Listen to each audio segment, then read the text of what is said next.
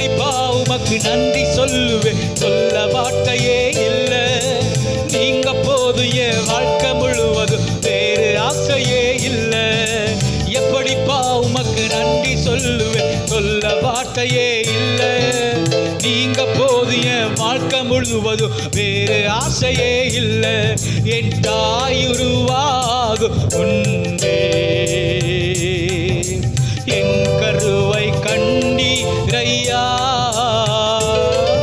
என் பேருருவாகும் முன்னே